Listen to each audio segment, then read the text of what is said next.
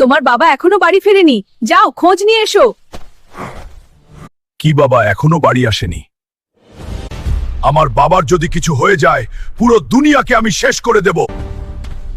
ভালো ভাইকে তোমার বাবা পয়সা দেয়নি, তাই তোমার বাবাকে ধরে নিয়ে গেছে। আমি ওকে ছাড়বো না। আমার বাবাকে ছেড়ে দে। আগে 10 লাখ টাকা দে। আমি আমার অপারেশনের জন্য 10 লাখ টাকা নিয়েছিলাম।